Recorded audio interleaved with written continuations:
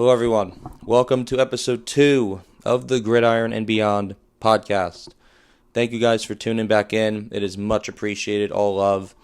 And before I get started, just wanted to send the thank you to everyone that has shown love so far, whether it's been Instagram, Twitter, Facebook, and here on YouTube. My YouTube video, the episode 1, make sure you watch it if you have not watched it as of yet. That has double the amount of views as my very first little beginning message on YouTube. So thank you so much to everyone that has tuned in so far. It is much appreciated, and let's continue to build this community and let's keep this going. Now, I don't have to spend, a lot of time on like my teams and talk about them because that is now known if you watched, the first episode. So we're going to get started here in the NBA, because that has taken the league and damn near the world by storm with everything that has happened, and it revolves around one man, and that is LeBron James. So let's get started with that, and he has made his decision to sign with the Philadelphia 76ers. Now, I was supposed to have talked about LeBron in the previous episode, but ultimately I couldn't get that video out in time for him to make his decision. Like, I recorded it, and then the next day he had made his decision. So I cut that whole part out. I put a disclaimer in the very first video, but I did record a short on it. It's up on YouTube. It's also up on Instagram, and I also believe it's up on Twitter. I'll put all the handles and everything in the description, so you won't be missing out on that. But for LeBron James signing with the 76ers, first of all, before I get into that, I am a Lakers fan. So I have got to watch LeBron up close for 8 years being a fan. And I just wanted to thank LeBron for his time in LA. The writing was on the wall that he was going to be leaving LA because before he made his decision and everything, he said, Lakers, you all do your thing. Anything for the offseason you're going to do it without me because I'm out of here. Maybe part of me or some Lakers fans would feel like bitter about that. I don't. I completely understand why he decided to leave. And I respect LeBron for bringing us that championship in dark times when this man behind me passed away, unfortunately. So, LeBron, appreciate it. And see you down the road playing 76ers versus Lakers. That's going to be a lot of fun whenever that happens.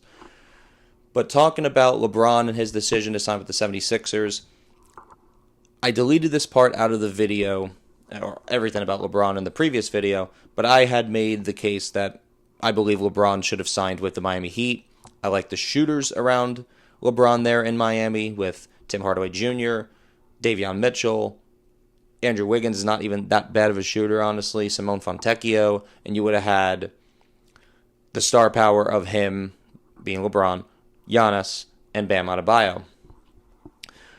But he decides to go to Philly, and star power-wise, I actually think he's going to be having a little bit more star power, even though I think Giannis is probably the best player out of the bunch when healthy. But now you have Tyrese Maxey, not like a star yet, but maybe an up-and-coming rising star in VJ Edgecombe, Jaylen Brown, who they were able to receive in that trade with the Boston Celtics. How were they able to pull that off?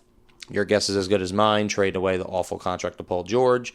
And I know Jaylen Brown's on a very similar money contract-wise, but we know what Jaylen Brown is to this point. And don't get me wrong, Paul George isn't awful, but he's not what he used to be, like when he was in Indiana and Oklahoma City.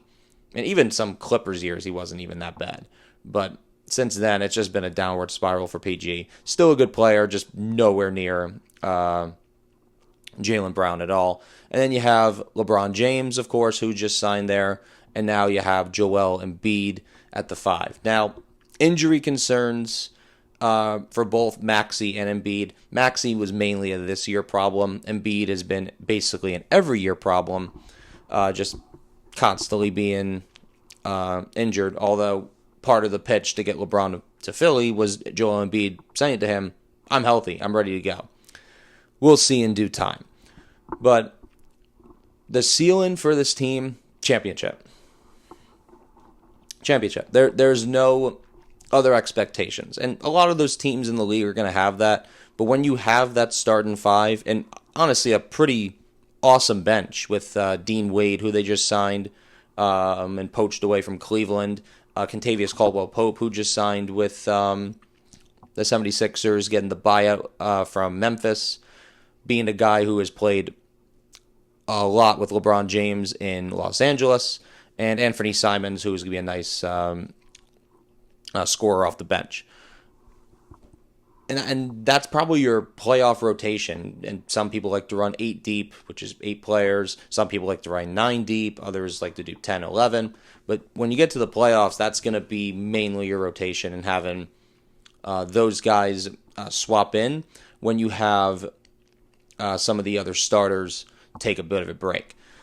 So when you look at LeBron's decision to sign with Philly, it's going to be weird seeing him in that jersey, let's be completely honest. But when you talk about how he fits on the roster, I think the roster fit is damn near perfect. I love the fit here in Philly. And it shows that I thought the Miami fit was just as good, if not better. And with LeBron now apparently going to be running point guard in Philly, I don't think that's going to be mainly a full-time thing. I still think Tyrese Maxey can play some point guard. But LeBron being able to run ship over there and having all these great players around him, that's when LeBron has been at his best. And, him being on the East Coast now, I think the Western Conference with the teams that were available to him, I think that would have been, again, I don't think they necessarily would have been bad fits, but I don't think they would have been able to compete with either San Antonio or Oklahoma City. But in Philly, Philly is right up there with the other team we're going to talk about in a second, who just won the championship, right? The New York Knicks. And that's really, in Philly's mind, should be like the only team that they're really, really competing with for the top of the East. But when you say he had went to like Golden State and you look at the Western Conference, I don't think the Western Conference would have been great for LeBron because Golden State with Bron and Curry, this isn't 2022, 2023 anymore. This team around Curry just simply isn't good enough, even if they were to add LeBron James. So, but him being in Philly now, it definitely opens things up for LeBron to have I would say an easier path to the finals, although I don't think it's going to be easy because we will talk about how the East really stacks up and how open it is. I guess we'll just talk about that now then. We might as well. And you look at the Knicks. You look at the 76ers now with LeBron James. The Indiana Pacers are going to be back in the picture with Tyrese Halliburton coming back, Pascal Siakam, Ivica Zubac. You got the Atlanta Hawks, who were just in the playoffs. I think they got better. You look at Cleveland. They just re-upped Donovan Mitchell. Surely they're going to be bringing back James Harden. And maybe they even get Jonathan Kuminga. That's still a thing ongoing, whether he's going to L.A. or Cleveland or somewhere else. Evan Mobley, Jared Allen. Did lose a couple depth pieces for the bench, but I still think they'll be able to compete in that. Washington is now on the rise. They brought back Trae Young. It seems like they're going to keep Anthony Davis. They just drafted A.J. DeBonsa, number 1 overall. Fantastic draft pick, in my opinion. The only choice for the draft, in my opinion. So, and there's even more. The Toronto Raptors, if they're able to get Kawhi Leonard and get that trade approved by the NBA with everything that's going on with Kawhi, the Raptors are going to be right in that conversation as well. And Boston, I know we just talked about Boston trading away Jaylen Brown for Paul George, but I still think Boston with Joe Mazzulla as the head coach, just winning a championship 2 years ago, and still keeping all the young talent there like Hugo Gonzalez and Bailey Shireman, and still having Peyton Pritchard and Jordan Walsh, and getting now, I believe, probably a much healthier Jason Tatum, because when he came back from his torn Achilles, he was still Jason Tatum. He was awesome. But now giving him a couple more months to rest up and get ready for the season, and it's now like his team, and it's not more like a 1A, 1B situation. And I still feel like it was Jason Tatum's team anyway. It's going to be interesting if he can take his game to an even higher level than it already was. And we'll see. And they just brought in Mitchell Robinson, poached him from the Knicks, and re-signed Neemias Queta. So there's quite a bit of talent here in the East. But right now, I would say, where do the Sixers stack up in all of that, as we just talked about? You take your pick. It's either one or two.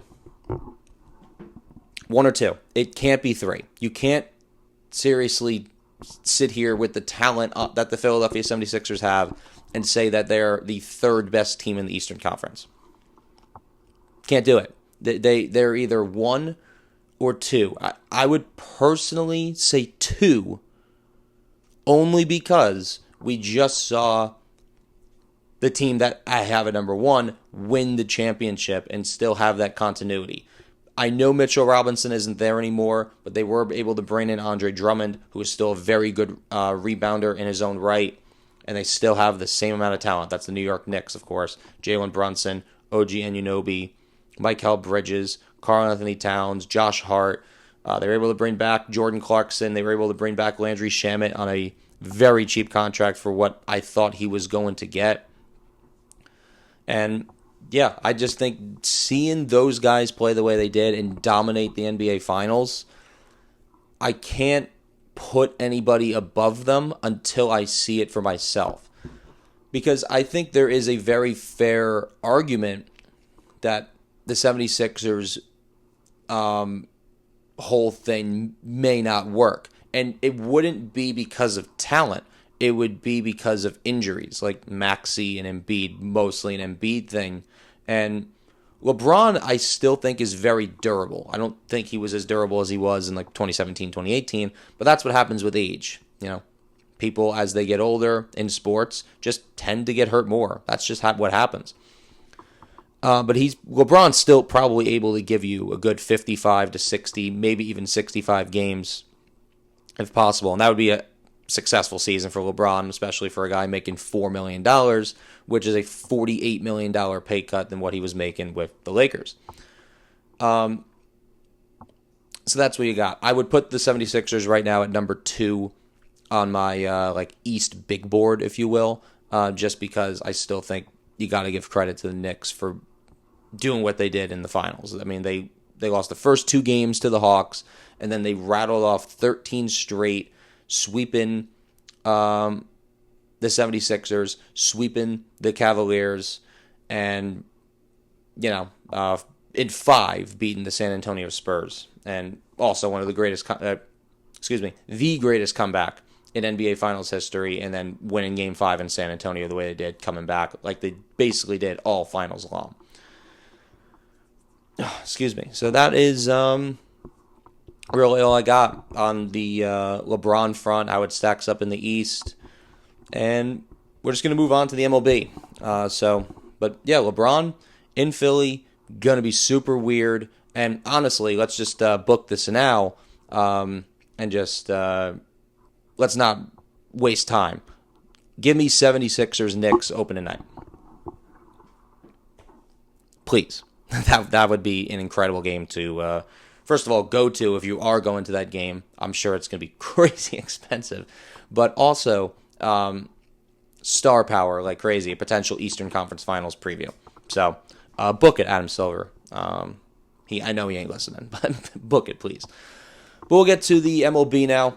The MLB, we're going to talk about trade deadline coming up August 3rd, 6 p.m. Talk about my Yankees today. That's what we're going to do. And just kind of where they stack up. Last episode, I did talk about the MLB trade deadline, just kind of listing players that could be traded. Rambled on for that for a good 30 minutes. I'm not going to talk about the same players that we talked about last time.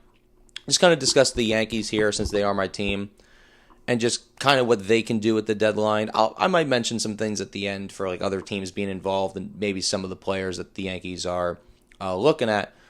But we'll start there with the Yankees and what they're looking for. According to rumors by everybody, you look at Joel Sherman, you look at John Heyman, Jeff Passan, Ken Rosenthal, if they have reported it. Looks like the Yankees are looking for a catcher, 1 or 2 bullpen arms, and then a right-handed hitting outfielder. And we're going to start with what I think is the most important at the very least, and that's catcher. Now, some people would be surprised to maybe think it's probably the bullpen. I'll get to that in a second. But simply put, you can't be serious about winning a World Series if Austin Wells is your main catcher. I like Austin Wells as a defender. Excuse me. But the guy simply has not been able to hit the baseball. And you hear it from Aaron Judge, and you hear it from Aaron Boone. And Aaron Judge specifically said it, that he thinks that this is going to be a breakout year for Austin Wells. We haven't seen it. We simply have not seen the breakout. He looks lost. And I know he had some sort of like headache migraine issue like earlier in late June, early July. That couldn't have been affecting him all year to where he's playing this bad. Hitting the baseball at least. And I'm not saying to continuously try and call down JC Escarra, but JC Escarra down in AAA right now has a damn near 1,000 OPS. And you talk to Aaron Boone, he's like, nah, I'm not going to call him up. I want to keep the continuity of where we are. I'm just like, why? And look, I like Austin Wells' defense. The ability for him to frame and being able to win challenges more than the average catcher has since this ABS challenge system has been put in place. I think Austin Wells has been doing good in that department. But when it comes to him being the everyday catcher of a championship contending team, I just don't think you can win that way when you get to the playoffs. So if I'm the Yankees, I'm going for a catcher, and I'm not looking back.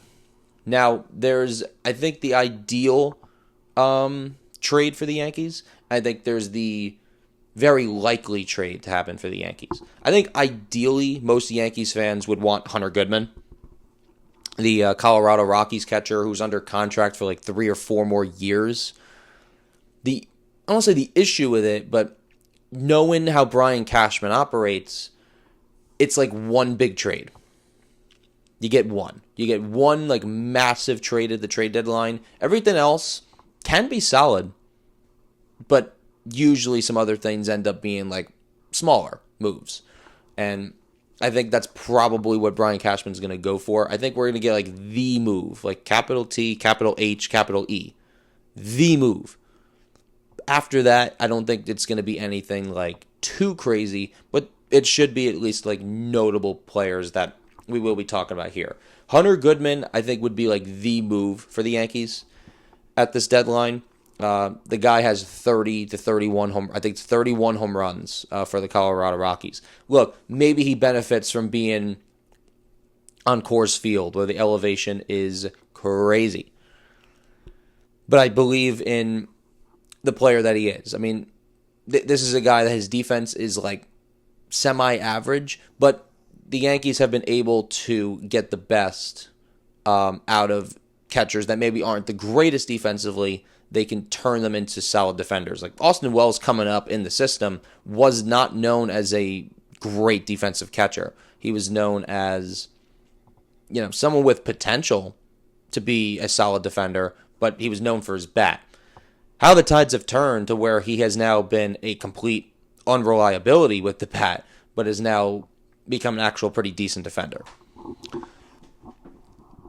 So with Hunter Goodman, I think there is potential to make him a better defender while also being able to keep his bat the way it is. Ultimately, I think the Yankees are going to trade for Ryan Jeffers. That's who I think ultimately ends up being a Yankee. I feel like it's been that way for a couple months now, to where I felt that way for sure. Ryan Jeffers is a guy that was dealing with injuries all season long, and Oh, excuse me. Now is back officially from injury, which is awesome for him. But he is also now in the final year of his contract. So what does that mean in baseball terms? For people that maybe don't understand, or at very least, because I feel like I'm talking to the people that do mostly know sports. For the people that maybe are not as like into it as I am, usually the people that get traded at the trade deadline are the players that are in the final year of their deals. Usually. Now, there is a circumstance like Hunter Goodman where he's on a horrible team like the Colorado Rockies, and the Rockies might want to sell like very, very high. Because the more years you have in your deal, depending, of course, on how good you are, the more that team is going to get back. Because the more that the Rockies wait on trading Hunter Goodman, if they do plan on doing that, they're going to get less. And they still might get a decent amount if they were to trade him next year, depending on what happens with this MLB lockout. But with the Twins having Ryan Jeffers for only a couple more months until he's a free agent, the Yankees won't need to give up the absolute haul to get Ryan Jeffers. So if I'm the Yankees, a guy that's also coming off an injury, that's who I would trade for. Because he has the ability to be a damn good bat, the best Yankees bat for catcher that they've had all year by a country mile. And on top of that, being still a solid defender, not a completely awful defender. So we'll see. The other catcher that's been linked to the Yankees is Ivan Herrera. This would be the not-so-great defender that the Yankees could add. This is not a bad bat by any means, but not as good as what Jeffers or Hunter Goodman has been this year. Still in the decent range of a 700 or so OPS. Again, OPS for anyone that doesn't really follow baseball or is new to the sport. OPS is on base plus slugging. So there's an on-base percentage, so the amount of percentage you get on base. And then slugging is like how hard you hit the ball, like doubles, triples, home runs. Like, so anytime you hit like a single, the OPS is not going to be as high as if you were to hit like a double, or it's and vice versa. Like, just keep going on: single, double, triple, home run. So we get to the point of Ivan Herrera. Not a bad bat by any means, but his defense as a catcher simply isn't very good. Now, Ivan Herrera, to me, feels like the addition the Yankees make if you are not factoring in Giancarlo Stanton. Now, Stanton has not played since late April, early May, and we just still don't have the greatest update on him. Apparently, he's going to be doing some rehab soon, so I guess that's the best news we've gotten since his injury. But when he comes back from this injury, how much are we putting stock in Stanton being a massive player for this postseason run? Because the thing is, the Yankees will need Giancarlo Stanton for this postseason run. And if he's not 100% playing through it, you're not getting the best version of postseason Stanton, which has become an absolute legend for the Yankees. So Ivan Herrera, to me, if they were to make this move, probably wouldn't cost too much. But it also would be maybe a sign that Stanton is not coming back this season, and Herrera can play some DH while also playing some catcher, and you could be able to fit in Austin Wells if they still want to do that. Last name I've heard is from the Cincinnati Reds, Tyler Stevenson. Again, pretty solid bat. Defense is not the best in the world, but it's a decent bat. He definitely had his best season a couple years ago. When he had damn near an 820, 830 OPS. Numbers aren't in front of me again. Using my phone to record, so I couldn't look it up either. My apologies. Again, the setup will get better as we go on. But Tyler Stevenson is still a decent bat. Again, the Reds are not a great baseball team. They're going to be selling at the deadline from what I imagine. I know they could make the postseason with a nice little run in the second half, but I imagine they're going to try and trade some pieces. Maybe not the massive piece like a Hunter Green, who I think they should honestly just extend and form him and Chase Burns as a damn good duo for the future. But a guy like Tyler Stevenson, could be expendable, and the Yankees could look to sell, low on that to where they're not spending a like King's ransom on a Hunter Goodman or maybe even Ryan Jeffers. The Twins would be comfortable holding on to him because the Twins, we'll talk about them in a little bit as well, have been a lot better than maybe people are expecting. But that's really the catcher market right now and kind of what I got there. More needs that the Yankees could fill is the bullpen. Now, this might be a hot take, but I'm going to say it anyway. The Yankees bullpen is not that bad. Stats-wise, we'll even show you that. Maybe some people, I think Yankees fans believe that the bullpen is not that bad. But I think the consensus around MLB is this Yankees bullpen just simply isn't that good. Just simply not true. The bullpen has been really, really solid this year. As of the recording of this, the Yankees just beat the White Sox yesterday, 3-2. This will probably go up a few days later. And David Bednar had just allowed his first 2 runs in 2 months. So David Bednar has been locked down. I really like the way Fernando Cruz has played. Paul Blackburn has been a delight in this bullpen. We re-signed him for $2 million. I groaned. I was like, what are we doing? Bringing back Paul Blackburn. But I got to give credit to Paul Blackburn. He has been fantastic as of very recently. Brent Hedrick, speaking of the Twins, he was waived by the Twins in 2025 before the season started. Yankees picked him up. This is what we call a Matt Blake experiment. And he has been able to turn his career around. 52 appearances by Brent Hedrick. He has allowed a scoreless, he's been scoreless, I don't know if it's a scoreless inning or just has not allowed a run in 44 of those appearances, which leads baseball. So Brent Hedrick has been great. And recently we've seen a lot of Angel Shavili, who the Yankees traded for before the season. And the Rockies, I think, are happy with that trade too. They've received TJ Rumfield in that deal. And TJ Rumfield, if it wasn't for maybe JJ Weatherholt on the Cardinals, would probably be the National League Rookie of the Year. So TJ Rumfield's been great. Happy for him. He wouldn't have fit on this Yankees team because he's a first baseman. And we know Ben Rice is over there at first base. But you get to Shavili, he's had 12, 13 appearances, and he has been completely lights out. He's had some big spots to where he's pitched. He's had some very low leverage spots to where he's pitched. But either way, you can't deny that he's been good too. So the Yankees can go about this one of two ways when it comes to their bullpen. They can add 1 or 2 relievers at a lower cost. We'll get into some of those names. Or, and maybe not even low cost, just a pretty solid, decent cost, because relievers are tough to come by, especially when you get to that postseason. A lot of relievers get used in the postseason. Or they can go all out for one big guy. Now, I'll talk about the lower leverage options first, or just lower end names, because Yankees fans, if you're keeping track of this, you'll know the big name I'm talking about. But from getting 1 or 2 smaller names, but that still will cost a decent amount. And we'll talk about the Padres in a second. Obviously, that we know who it is. But the other Padres reliever that the Yankees could go for is Adrian Morejon. Basically, the setup man to Mason Miller, who we'll get to. But Adrian Morejon has been really great.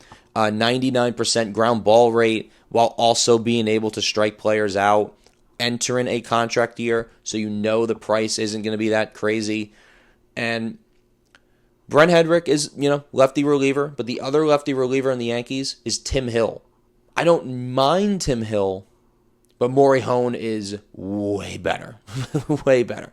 So Morejon coming in here, and Tim Hill can be more of the low leverage, middle reliever in those spots, and Morejon can come in, face the lefty in a playoff series, if say you need 1 out, or say it's 1 inning of guys that are a left-hander and then a right-hander and then another left-hander. Morejon can face those guys. And again, the ground ball rate being as good as it is while being able to strike people out, I think Morejon would be a perfect addition to this Yankees team. 100%. So Morejon would be number 1. And then I got to mention the New York Mets. because the Mets, as Yankees fans know, love taking players from the Yankees. Just as of recently as well, with Soto and Clay Holmes and Devin Williams. I could probably go on. There's definitely more. But the name that and this is another one of them that they poached from us, one name that I think if the Mets are willing to do business with the Yankees, and the Yankees apparently still love this guy, I think it would be Luke Weaver. Now, Weaver has been incredible for the Mets. We'll get into the Mets in a second and a couple other teams. Excuse me. While the Mets have been really bad, let's be honest, Mets fans, Luke Weaver has not been bad. Luke Weaver has actually been incredible. He had like a scoreless inning streak going like all of like June into July. And he's not a free agent at the end of this year, but a free agent at the end of 2027. Now that factors in if there's going to be baseball. We'll get into that in a future thing. I don't really feel like I was going to talk about that today, but I just simply don't feel like going into that today with everything that's going on with the lockout. It's just exhausting. But you talk about the Luke Weaver addition potentially for the Yankees. It would be great. He knows how to play in New York. In fact, he's been at his best since he's gotten to New York. With the Yankees being able to turn him around and, going to the Mets, everyone thinking, okay, well, it's not the Yankees, it's the Mets. It hasn't mattered. Luke Weaver is still pitching like an absolute dog. And him back on the Yankees to the same staff that he just got out of, I think would be fantastic. Now, the Mets maybe have a little bit of like a Yankee tax where they may not they may take a lesser package to send him somewhere else that's not the Yankees. But if the Yankees deliver a pretty solid package to where the Mets can't deny it, I think it would be a good move for both sides to do that. Personally, if I'm the Mets, knowing that this lockout could happen, I'd try to sell off as much as you can. And if Luke Weaver can get you a really solid package, I'd rather trade him away than hold on to him and maybe down the road not get as much. Time will tell, we'll see. But, Maury Hone, Luke Weaver, even on the Mets as well. I forget how you say his first name. It's like Huascar Brazoban.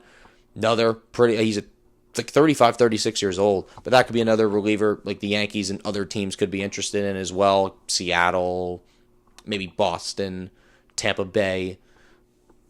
Like, just think, and you really think with bullpen, it's hard not to basically list every single contender because contenders, when you get to the postseason, starters go like 4 or 5 innings. Maybe it's 6 innings, 7 innings if they're pitching like an absolute gem. But if you get to a point of trying to save pitch count, that's when the bullpen starts to get used more and more and more.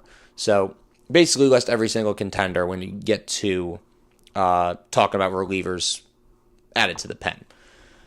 But for the Yankees, if we're going to be talking about one guy in general, if we're talking about the trade, if we're talking about what that trade could be, the noise is getting louder for Mason Miller. We talked about him before. He's the closer on San Diego. If he's not the best closer in baseball, he's the second best closer in baseball. Simple as that. The guy has been simply dominant. And yeah, San Diego has just simply not been as good as maybe people were expecting. Believe they're like 2 or 3 games under 500 as of the recording of this pod. And this is a team that's just simply spent quite a lot of money and way too much money to be this mediocre. And Mason Miller has like 3 or 4 more years on his deal. So this is kind of like the Hunter Goodman situation where you're going to have to trade quite a bit to get him. And even if Mason Miller was in the final year of his deal, you would still need to get rid of quite a bit to get him. But because he has 3 to 4 years left on the deal, you're going to have to get rid of even more. Now, look at last year's trade with Mason Miller. Mason Miller was on the Athletics. Athletics were really good, and the Padres came in. Padres simply, by the way, don't care about their prospects. Simply don't. They just have not held on. There's a couple they hold on to that we've kind of noticed, like, oh, they're holding on to these guys. Like Ethan Salas is one of them. They clearly have a plan for him down the line because a lot of trades the Padres have made, they have not included him in any of those trades. But the one player that they traded away to the Athletics is now the number 2 prospect in all of baseball, in Leo DeVries, which when they gave him up, I was stunned. For a guy that pitches 1 inning in a baseball game. It's crazy. But when the guy is as dominant as Mason Miller is, it could be worth it depending on, how your season goes. But San Diego, when your season is going as mediocre as it is, it's probably not worth holding on to a guy like this. And again, we talk about the lockout yet again. When are you going to be able to trade Mason Miller if you don't trade him before the deadline? So we'll see. The Yankees have been the most aggressive team for Mason Miller. The Padres have sent every single scout possible, according to sources, to watch the Yankees prospects and scout them and see what they could get back for a guy like Mason Miller. Maybe it's for Adrian Morejon. Who knows? So we'll see. When it comes to what I would give up for Mason Miller, got to consider even major league talent here. Will Warren, I think, could be considered as somebody that could head back to San Diego. Yankees have a lot of start and pitching depth. Will Warren could add him to the bullpen, but that seems like more of what Ryan Weathers is going to be doing when you get to the postseason. And this also clearly depends if the Yankees are going to add a starter, which it seems like most deadlines they at least try to add a starter, even if they feel like they have the talent, like Garrett Cole, Max Fried, of course, Cam Schlittler, Cy Young favorite, known Cy Young favorite, Carlos Rodon. If they add another solid starter, I'm not saying it's going to be like Tarek Skubal or anything, but say it's someone who clearly fits the rotation. A guy like Ryan Weathers could go to the pen, and then they won't need a guy like Will Warren or Luis Gil, who's still down in AAA and hasn't been pitching really good in AAA. So Will Warren could be expendable. And in a trade like this, San Diego needing starters for also a couple more years, because Will Warren has years of control. So he could be a nice piece in that deal and join former Yankee Michael King in San Diego. And then you get to the prospect game. Now, it really depends, because Brian Cashman is a known prospect hugger. What that means is just holding on to prospects for too long, and you just don't trade them until it's too late. I think of a couple examples off the top of my head. Clint Frazier, I think he's now known as Jackson Frazier. They preached to us like he was going to be this big deal. Never really turned out to be that way. Oswald Peraza was another one. Never turned out to be anything completely spectacular. What was his name? Justice Sheffield was another one. Played a couple games with us and then was traded away for James Paxton. I guess that trade worked out for us better than it did for Seattle, I suppose. But Justice Sheffield, his career, it simply didn't really work. And that's just a couple off the top of my head. And, they held on to Anthony Volpe. They held on to Austin Wells. They've held on to Jason Dominguez. They've held on to Spencer Jones. And Dominguez and Jones, the jury's still out. We'll see. But if the Yankees can get better and they have to trade away Dominguez or Spencer Jones, I'm not going to say that it would be a bad move to do so. Maybe a year ago I would have said that about Spencer Jones, but so far he has gotten some time, but he has been constantly going up and down AAA. And when he's been on the big league team, I think he's been fine. I don't think he's been anything fantastic to where he's a core piece of your roster for the future, but he hasn't been awful. Hasn't been Austin Wells awful at the plate, but he hasn't been like Ben Rice spectacular either. So is it too late to trade those guys to get great value? And you don't want to have to answer that question for some of these other prospects that the Yankees have and that are showing some promise. For example, number 1 prospect, George Lombard Jr. Is he a piece that you want to get rid of in a Mason Miller trade? Because you got to think Mason Miller is going to have years of control. Can George Lombard Jr. be able to put up numbers like a C.J. Abrams, for example, which, by the way, just side note, if C.J. Abrams gets traded at the trade deadline, I don't know what we're doing, Washington. What are we doing? The guy is the hottest hitter in baseball since the All-Star break. Simply shouldn't be traded. And maybe that's the big move that the Yankees make. But it would be really interesting how he fits this particular roster right now with everything going on. But George Lombard Jr., if the Yankees want to trade him, it really depends on who you're trading him for. Would I trade him for Mason Miller? Yeah, you have to convince me. I would I don't know. That's a really tough one. Because the thing is, the second best prospect, according to the rankings in the Yankee system, is Dax Kilby.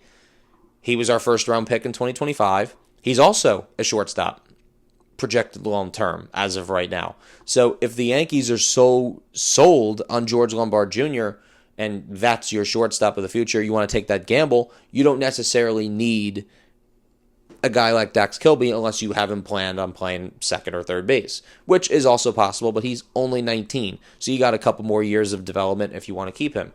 But how you're going to be able to get Mason Miller, to me, is by trading away your arms. And that is Ben Hess, maybe Bryce Cunningham, maybe Carlos Lagrange. Like, you got to think about those kind of names on top of a Will Warren, who's an MLB ready arm as well. So Mason Miller, it becomes a conversation. It seems like they are legit interested in him. Where does this leave like David Bednar for the future? Well, Bednar would be here for the year, being the 7th, 8th man and setup man. And then when you get to free agency, assuming there will be free agency, Bednar's going to leave. That's just the unfortunate reality. If he wants to stay with the Yankees and be the 7th, 8th inning guy, I would be so down to do that. But he knows the way he's been pitching the last couple months, to where he hasn't allowed a run except for yesterday's game against the White Sox, that he is good enough to be some team's closer. Good enough to be a contending team's closer. That's how good he's been this year. So it really depends on what the Yankees want to do. Personally, I don't think you can really go wrong depending on what you give up. But you look at San Diego, they don't necessarily have to trade Mason Miller. I know I went on it to where it's like you probably should to get as much value back as you can because you traded away the number 2 prospect in all of baseball. And think about all the other trades they've made as well to make this team better, and they just simply haven't been that great.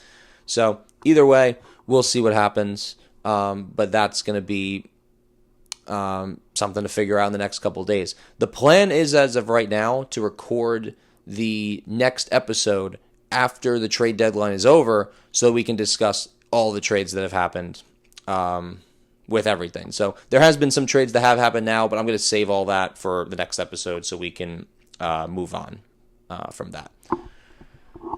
So yeah, we're going to get into the NFL now. The NFL season is approaching. Training camp for a lot of teams open today. Excuse me. And a lot of news coming out on some things. Do want to talk about the previous previews that I just made. Did hear today about some injuries regarding those teams. So if you do watch the previews from the NFC South, there are a couple guys that will be injured. One guy that's going to miss the entire year. The other guy should be able to play at some point this season, but he probably will be missing a little bit of time. I'll start with that guy first. On the Carolina Panthers, wide receiver Chris Brazil tore his LCL, unfortunate. Wasn't a projected starter by any means, but a guy that could have had some contributions. Still expect him to at some point, but he will miss the first couple weeks, probably put on the IR. And we'll see who is able to step up after Coker, Liggett, and T-Mac, McMillan. And then the Saints, unfortunately, had a season-ending injury before it could even really begin. That is defensive tackle Brian Brzee, a projected starter for them as well. So this one just kind of hurts. It's unfortunate. 2024 was a fantastic year. 2025, a little bit of a, not like a down year per se, but not as good as he maybe could have been. But certainly a big piece to lose if you are the New Orleans Saints. You imagine second-round pick Christian Miller is going to step up in his place right away. By the way, shout out Christian Miller for what he, I don't know if you guys saw the story on what he did in like a grocery store, helping pay for some woman's groceries. Awesome to see. So shout out Christian, great dude. But yeah, just wanted to mention those two injuries just from the previous previews, because now those guys are not going to contribute either at all, or just later down the line they'll contribute. Before we get into the actual previews of what I'm going to be talking about, mainly previews-wise, we're going to be talking about just some other news and little tidbits from little training camps and all that fun stuff. Starting with, and funny enough, the NFC South, the Buccaneers, where their star defensive tackle, who we talked about, Vita Vea, has requested a trade.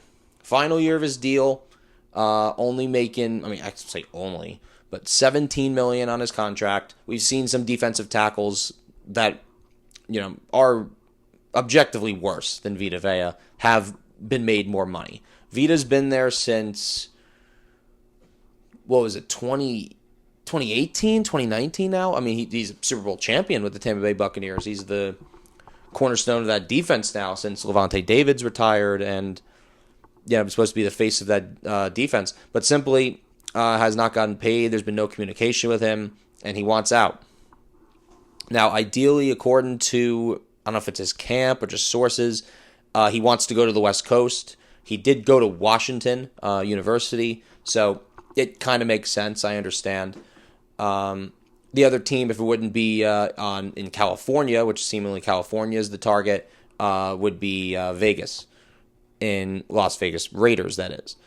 Now, the Raiders would make a lot of sense, and it might even be the best fit for Vita Vea. First of all, the Raiders have spent a lot of money this offseason trying to make their team better, so why not make a last-second addition in Vita Vea next to Max Crosby? I know they tried to trade Max Crosby, but deal didn't go through. We'll talk about that whole situation when we talk about the Raiders and the Ravens. But the Raiders GM is a former Buccaneers executive. The minority owner of the Raiders is Tom Brady, who played with Vita Vea down in Tampa for a couple years and obviously won a Super Bowl together. And defensive tackle is a pretty damn big need on Vegas as well. So to me, the Raiders are the perfect fit for what Vita Vea wants. Got to include the Chargers in there. I beg he doesn't go to the Rams.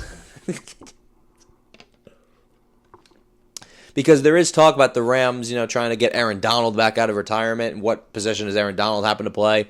Defensive tackle. So can you just imagine if Aaron Donald's nah, I'm good, I'm just going to retire, and everyone's thinking, okay, we're saved. Aaron Donald's not coming back, one of the greatest defenders of all time, just for them to trade for Vita Vea. I don't think they have the capability to do that. And Tampa Bay's not even shopping him right now anyway. But not even going to try to think about the Rams getting Vita Vea. San Francisco, though, would make a lot of sense as well, as San Francisco tries to gather up for another playoff push. So we'll see. If I had to guess right now, if he is to get traded, I would say the Las Vegas Raiders make a ton of sense. A couple guys got extended as well. Vikings brought back Brian O'Neill, 4 years, $96 million, to continue being the star right tackle of the team. Shout out Brian O'Neill. Denzel Ward just became the highest paid corner in the league, 2 years, $62 million with the Cleveland Browns. $52 million of that or so is guaranteed. So shout out Denzel Ward, one of the better corners in football. Now he's now the highest paid corner in football, so I'm trying to think about the corner market and who's starting to come up on a contract extension. Looking at you, Devon Witherspoon, and Seattle better pull the checkbooks out, because Devon's going to be getting paid quite a bit. Super Bowl champion now as well.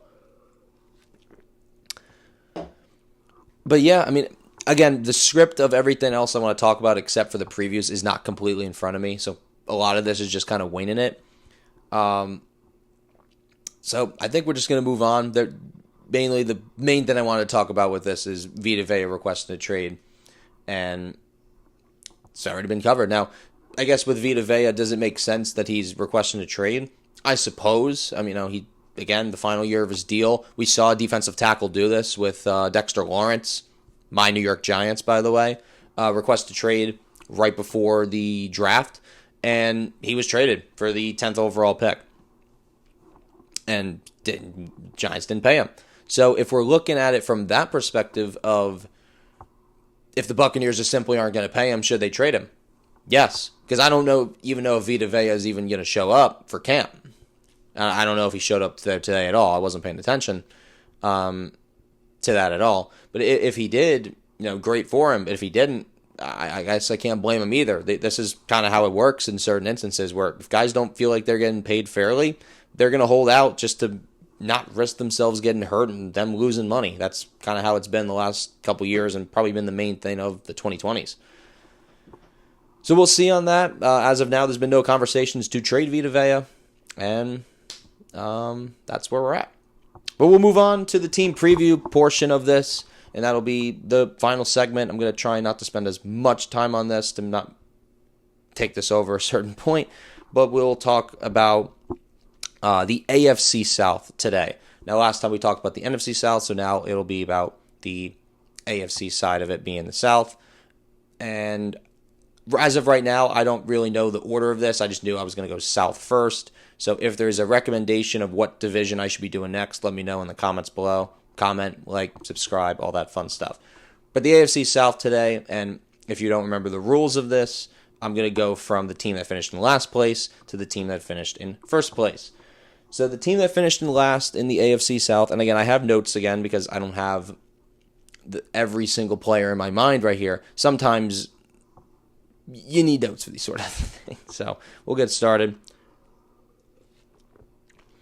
In the AFC South with the Tennessee Titans. So Tennessee, let me tell you, was very active in the offseason in a lot of different areas. Last season for them was a complete disaster. Fired their head coach in Week 5. Cam Ward did not have the weapons necessary to have a successful rookie season. And all in all, just not a great year for Tennessee. But it's a new era in Tennessee when it comes to head coach and coaching staff in general. Fun fact, I don't think every single coach is like this, but they posted a picture of their new coaching staff and every single person was bald. Kind of bizarre, to say the least. But hey, maybe that gives them some powers of everyone's bald and running around. I don't know. Anyway, point being, the Titans quarterback is, as we mentioned, Cam Ward, being the QB1, number 1 overall pick in 2025. If you look at his stats, it'll tell you a different story to where Cam is not particularly the best quarterback, obviously. But you get to the point of what I had just said, the weapons weren't particularly great. There was 2 rookies in there. One of them was a Pro Bowler, but as a return man. But they completely overhauled this room for Cam Ward. And now you have an OC that has had success with Josh Allen, who could argue the best quarterback in football. I'll probably do a quarterbacks list, top 10, before the season starts, so stay tuned for that. But Cam Ward working with Brian Daboll, the new OC, former Giants head coach, I think is going to be really great for him. New weapons around him, and I'm expecting a year 2 jump out of Cam Ward. And knowing how teams are nowadays, dependent on what happens here with Cam Ward, maybe this is even a situation to where they move on after year 2. I'm not saying that's going to happen by any means, but we have seen before quarterbacks not have a great time and then get replaced if it means that the team can get a new quarterback. So, we'll see. I don't expect that, though. I do expect Cam Ward to take a year 2 jump.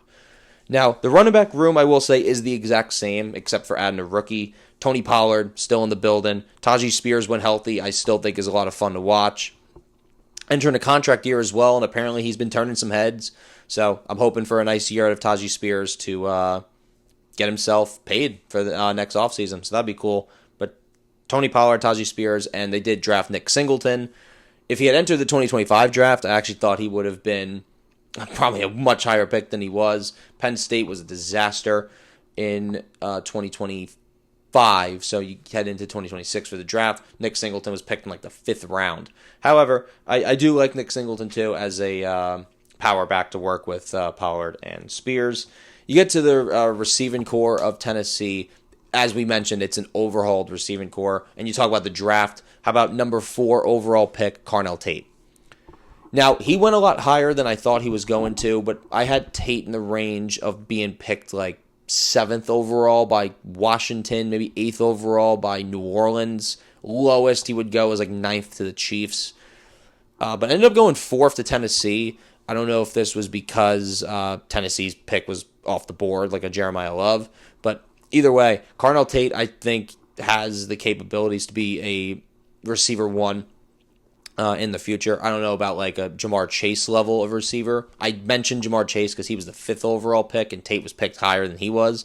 And I thought Chase was a can't miss prospect.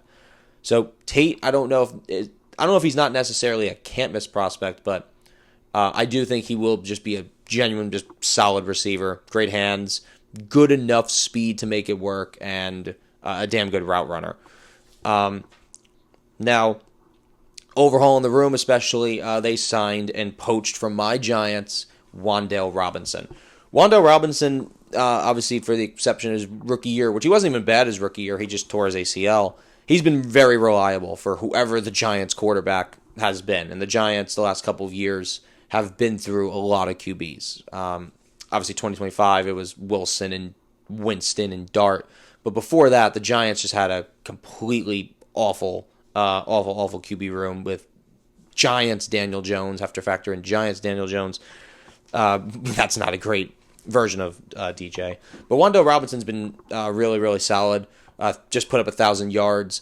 Got a massive contract, so you know he's going to be a big part of the team. Calvin Ridley, still the veteran in the room. I think his production's probably going to dip a little bit with now the additions of Robinson and Tate, because those guys were added under the idea of Brian Daboll doing more with them. Calvin Ridley has just been here, and then you have Brian Daboll in there, so I think there's going to be a little bit more of Tate and Robinson than Calvin Ridley. But Calvin Ridley's not too bad.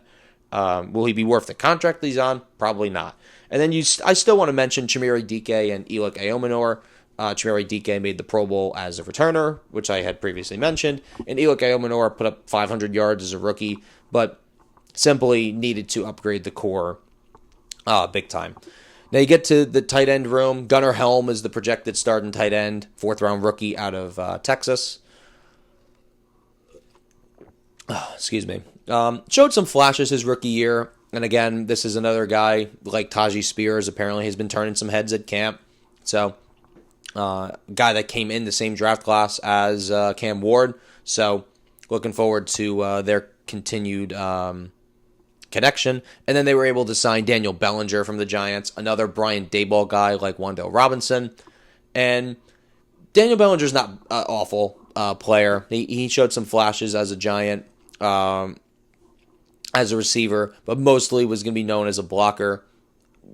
Is he worth the $8 million per year he's going to have? Not sure. Like, the stats won't really show it, but if he can be a good blocker for you in the run game and maybe on screens he'll be setting blocks for the receivers as well. It won't be an awful signing for Tennessee. But shout out Daniel Bellinger, former Giant. I saw his first touchdown live, by the way. Pretty cool. But you get to the offensive line. Also overhauled for sure. Dan Moore getting that 4-year, $80 million contract, a 2025 offseason. Yeah, I just simply don't understand how he has that contract. I'm just going to kind of leave it there. Pete Skoronski, former first-round pick, moving to guard. You got Austin Schlottman, another Brian Daboll guy in New York. Getting the opportunity to start after he showed some flashes when John Michael Schmitz was out. So that's pretty cool. Cordell Volson at right guard, and you got the other first-round pick, J.C. Latham, at right tackle. Not a bad offensive line by any means for Cam Ward. Definitely, I think, a little bit better and projects better than last year's. Defensively, also just a massive overhaul. Again, we talked about Tennessee being a team that just spent a lot of money to make this work. And even on the defense, they spent some draft capital to make themselves better. They signed John Franklin Myers from the Denver Broncos, who had one of the best defenses in football. John Franklin Myers is a Robert Saleh guy. Robert Saleh is head coach of the Tennessee Titans now, and he was the Jets head coach a couple years ago, and John Franklin Myers was a Jet before he was in Denver, so that makes a lot of sense. They were able to draft Keldrick Falk with a 31st overall pick, trading up. This just feels like a Robert Saleh type of pass rusher, bigger body. It's kind of what San Francisco had over there. Robert Saleh being a San Francisco 49ers defensive coordinator as well. So that makes a lot of sense. And they also traded for Jermaine Johnson. Jermaine Johnson entering the final year of his contract. Has had some injury history in the past. We got to factor that in. But again, another former New York Jet. Another former Robert Saleh guy. So, does make sense on the surface. Defensive tackle, the depth is not my favorite, but you got one guy to really make it work. And again, the pass rushers are also going to be on the defensive line. So, you don't have to have, too much of a worry with that. Jordan Elliott, Solomon Thomas, solid players. Solomon Thomas, again, another Robert Saleh guy. Is this getting old yet? Probably. But Jeffrey Simmons simply has been one of the best defensive tackles in all football since he's gotten to the league. Just signed a massive extension with the Tennessee Titans. I believe he is now the highest paid defensive tackle in football. So shout out Jeffrey Simmons. He has been incredible since getting to the league. Linebacking core, I think, has a lot of potential because of Robert Saleh being the guy working with that core. Cedric Gray was, I believe, top 5 or at the very least top 10 in tackles last year. Tackles is not the end-all be-all stat, but it certainly helps. But Cedric Gray, I think, could have a breakout year. This is probably my breakout candidate, if you will, for the Tennessee Titans. I think he's going to take a massive step up in his game. Cody Barton is still here. Don't mind that at all. They drafted Anthony Hill Jr., also from Texas, in the second round. I liked Anthony Hill a lot. A little bit undersized, but I think has the ability to be a solid linebacker under the Robert Saleh scheme. Mohamed Diabate, going to be a special teamer mostly, but wanted to mention him. He got some time last year. And then corner room, and mainly the secondary room, is where they really overhaul this entire thing. All 3 corners that are projected starters are all players that were not on the team last year. All of them. And Joshua Williams is going to be the slot Super Bowl champion with the Kansas City Chiefs. Don't mind the pickup at all. They were able to poach another giant in Cordell Flott.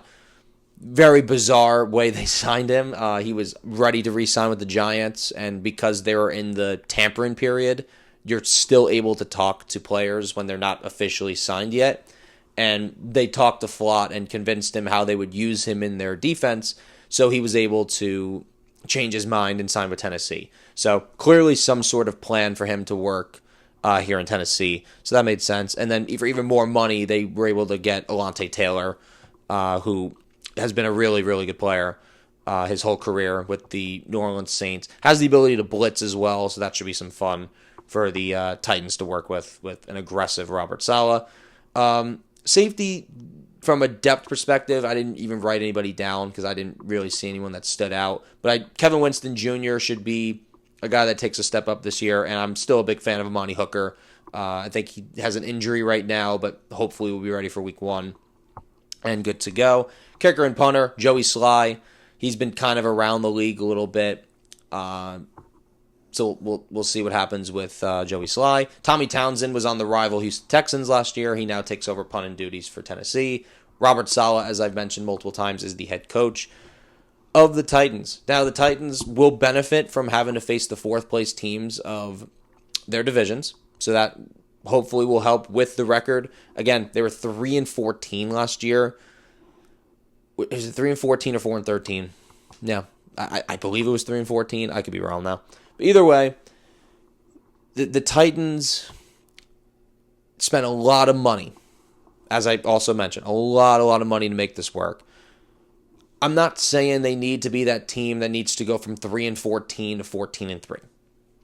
But there's also got to be an expectation to not be that bad again. When you spend that much money to make your quarterback better and just entirely your offense better, and even the defense better, with first of all, Robert Saleh just being a resource to make a defense better, and the money that they spent and the draft capital they spent, the Tennessee Titans should absolutely be a team to where they're not a walkover. They shouldn't just be walked on from like the other teams in this division. So the other teams in the division last year walked into Tennessee, or Tennessee walked into their stadium, and they're thinking, "Oh, we got this. It's the Tennessee Titans." This year, it needs to be like, you can't go into that looking like that. Like, I want these other teams in that division to go, "Oh, like this isn't going to be easy," and it shouldn't be. So Robert Saleh, at the very least, with a defense, even with the Jets had a pretty solid defense when Robert Saleh was there, even when they weren't winning games. The hope is that the Titans defense can be just as good while also winning games. So time will tell. We'll see. But I like the Tennessee Titans outlook for 2026. Playoffs, maybe a little ambitious. However, a step in the right direction, absolutely. The baseline is just try to compete.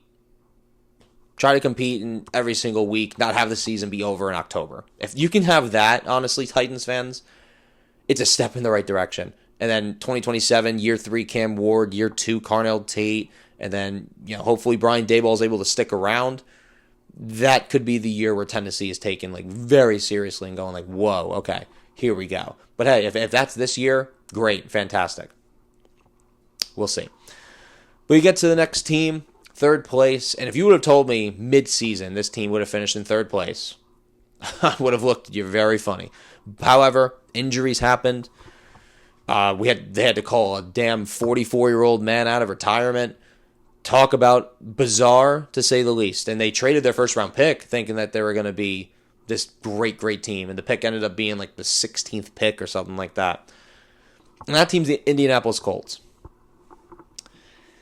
The Colts started 7-1 and they ended like 8-9. I mean, just damn.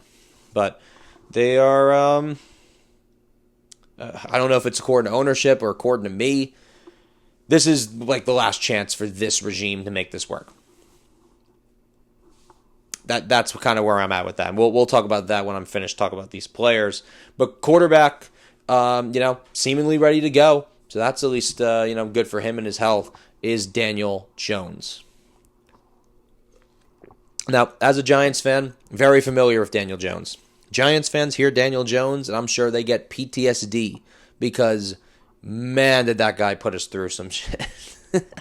Man, I tell you. But a great dude. Let's make that very clear. Great dude. But when it came to Giants football for Daniel Jones, there was always just something wrong. Whether it was just the offensive line not being good enough, which it simply wasn't. The weapons not being particularly great enough. Not making the right sign-ins. It just never really worked there. But when you look at the Colts situation, there's a lot more to work with from an offensive perspective. And it made him better. And he, honestly, through the first 7-8 games, you could even make an argument that Daniel Jones was an MVP candidate. The torn Achilles concerns me. I'll be honest. It does concern me to his outlook of what this year is going to look like. Sometimes that's a 2-year process, right? We've seen some quarterbacks tear their Achilles, and they're never the same again. Time will tell if that's going to be Daniel Jones. But he will be ready week 1. So that's good. Now you look at what he's got working around him. Excuse me. Before I get to that, we got to mention their backup quarterbacks. And I actually completely forgot to mention the backup quarterbacks for the Titans. I'm starting to realize. I'm not going to cut this out. I'm just going to leave it. My apologies. But for the Titans, quarterbacks, Cam Ward, backup Mitch Trubisky, who they signed. So not the worst backup quarterback in football. And Will Levis is another quarterback on Tennessee. I imagine he could be up for trade. Time will tell on that. We'll see. And speaking of that same draft class of Will Levis, the Colts backup quarterback, as of right now, is Anthony Richardson. And I say as of right now because I think there's a solid chance Anthony Richardson is dealt before this season. Because the other quarterback on the Colts is Riley Leonard, the 6th-round pick out of Notre Dame, who showed some flashes in his rookie season. So when I look at Anthony Richardson, the guy has just kind of had a rough time. And I don't think it's fully his fault. I know people want to blame the player, and that's what coaches do sometimes. They even say, blame me. And then the players will say, it's not on the coach, it's on me. For Anthony Richardson's, stunted development, if you will, and just like the hand that he's been dealt, I blame the Colts completely. Completely blame the Colts. And here's why. When he was drafted by the Colts 4th overall, I thought it was the right decision. But I said when he was drafted, and this is obviously not on video, but I did say this to myself, and I want to make this clear. Wouldn't lie to y'all. I said he can't play his rookie year. Maybe a couple of like 3 or 4 games at the end just to see kind of what you got, but let him sit 12, 13, 14 games and let him learn a little bit. But that's not what they did.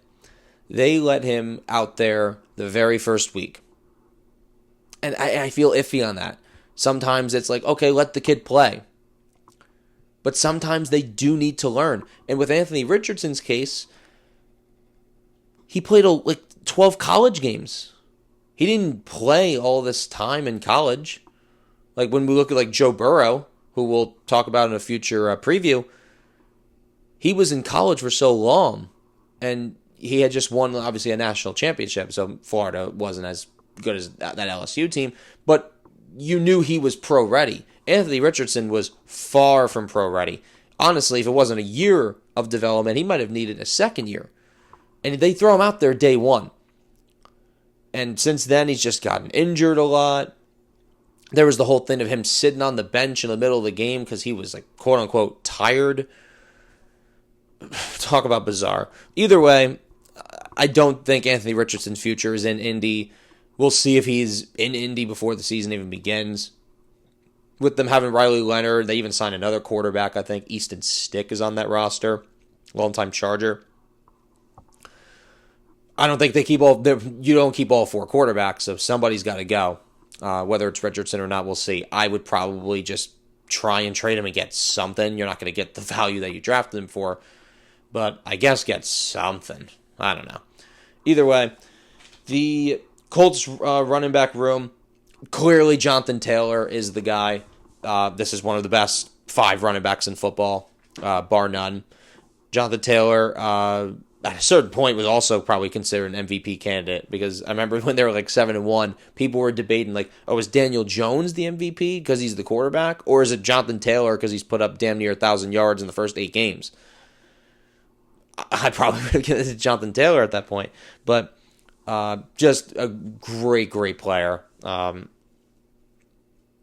Nothing to really say about that. That's my scouting report. He's a great player.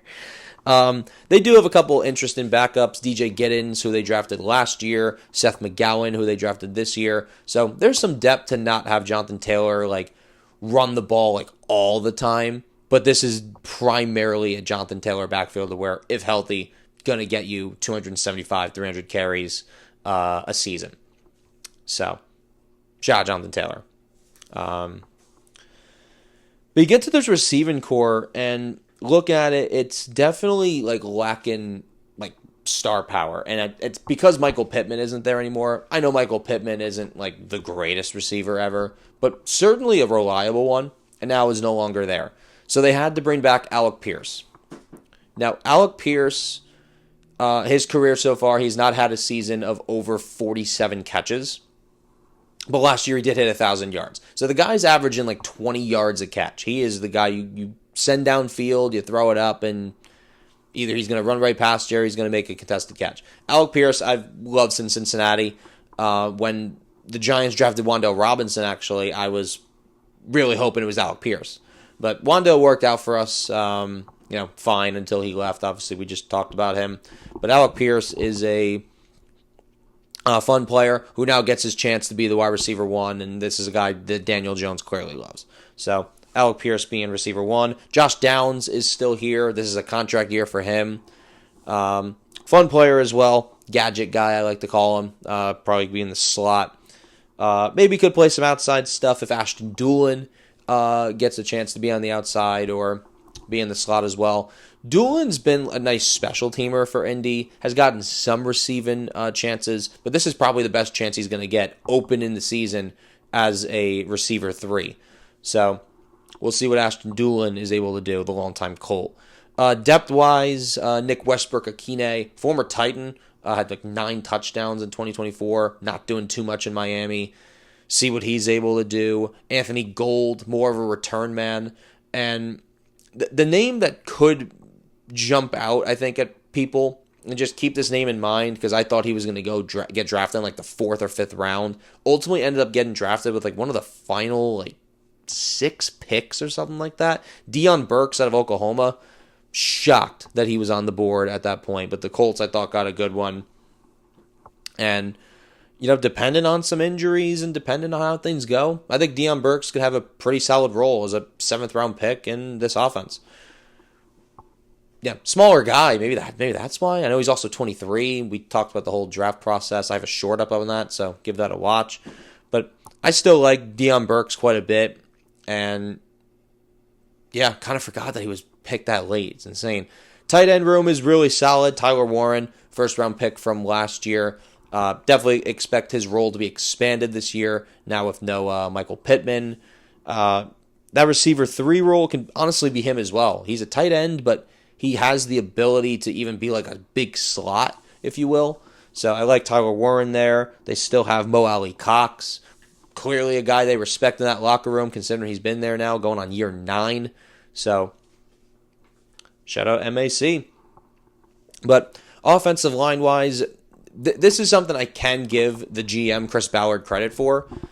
He is a guy that has the ability to draft solid offensive linemen.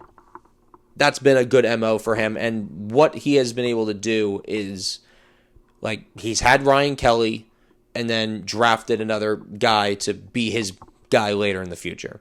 And he's done that for quite a bit of guys that we'll get to. Bernard Raymond being one of them. He was like an Eric Fisher protege, and Bernard Raymond has now been really, really solid, gotten paid 4 years, $100 million. One guy that is the cornerstone of this offensive line is Quentin Nelson. Been there since 2018. Notre Dame offensive linemen. If you know college football, Notre Dame offensive linemen are no joke. Those Notre Dame produces offensive linemen every single year. But Quentin Nelson's been one of the best to do it since he's gotten to the league. Tanner Bortolini is the center, working with Daniel Jones. Matt Goncalves was the guy they were really fired up to get a couple years ago. And as of right now, I think it's a little bit of a competition at right tackle, but Jalen Travis is the projected starter, another guy they drafted very, very recently. So younger offensive line than what we've seen, but it maybe could be to their advantage, to where they have been able to develop guys like Bernard Raymond, Quentin Nelson, Ryan Kelly, and they had Will Fries at one point. And that's why they knew Will Fries' contract was coming up, so they drafted Goncalves, who was a tackle that now turned into a guard. And Jalen Travis and Ryan Kelly was going somewhere else. Like he went to the Vikings. He's now retired, but they drafted Tanner Bortolini. So the Colts do a good job in that regard, at least. Defensively, I'm not a. It's a tough one because I like some of the players that they were able to draft. I'm not a big fan of their defensive coordinator, Lou Anarumo. He was he was the DC for the Bengals in 2024 when that Bengals defense was one of the worst defenses of all time. Genuinely crazy. And he was able to be getting a job in Indy. And he's gotten some even head coaching interviews. So we'll see. But with the defensive line, they still have JT. I'm not even going to try and pronounce his last name. I'm not embarrassing myself on here. From Ohio State, entering his 2nd year. The breakout candidate for the Colts for me is Leatu Latu, who is entering year 3 now with the Colts. He had when he was a draft pick, or when he was headed to the draft, he had some career-threatening injuries, and he's been able to completely improve his stock year by year by year. 8.5 sacks last year. I am hoping for his sake 10 sack season. Sacks aren't everything, but it'd be awesome if he can get to that 10 sack mark and help this Indianapolis Colts team. So, breakout candidate, I'm predicting Leatu Latu. They were able to poach Arden Key from the Tennessee Titans, so that's kind of fun. And then they were able to draft Caden Curry, also out of Ohio State. So, yeah, I mean, there's some depth here. but it's not the best unit you're going to find, but it ain't awful either, right? Defensive line, like we're talking like defensive tackles now. I do really like the combination still of Grover Stewart and my guy from Oregon, DeForest Buckner. Massive DeForest Buckner fan over here. Still killing it in Indy. Shout out to my guy, DeForest. But he some injuries the past couple years for him, but when he's been on the field, undeniably a Pro Bowl or Pro Bowl caliber player, and he has been damn good for a long, long time since he was traded from the 49ers to the Colts. He's been great. That trade worked out pretty well for them. So, yeah. You get to the linebacker room. It's going to be an interesting room, to say the least, because it's like all new guys. They did trade away Zaire Franklin, a guy that Colts fans are very happy to get off of. And this is why tackles are not the end-all, be-all, because Zaire Franklin, over the last couple years, I mean, the 1 year he was really good. He made the Pro Bowl, even though the Pro Bowl doesn't really mean as much anymore. That's another conversation for another time. When the Colts traded him away, Colts fans were really ecstatic to get off of him. Not a great coverage guy, just a guy that cleans up tackles, mostly, and racks them up, and that shows up on a stat sheet. So that's where that's at. But Akeem Davis-Gaither is going to be one of the starting linebackers. A Lou Anarumo guy in Cincinnati now joins him in Indianapolis. And they were able to draft two linebackers who, as of right now, are the projected starters. You look at C.J. Allen from Georgia, the 51st overall pick. I'll admit this. Again, nothing that I've said from like the past has been on camera, obviously, since this is, of course, a startup. But C.J. Allen, I had in my final mock draft being like the Steelers' first-round pick at number 20. And he went 51st overall. That's how high I was on C.J. Allen, and that's how I thought the league was going to be on C.J. Allen. Ultimately ended up in Indianapolis, and he's going to, I think, make an impact right away, and I think Colts fans are excited for that.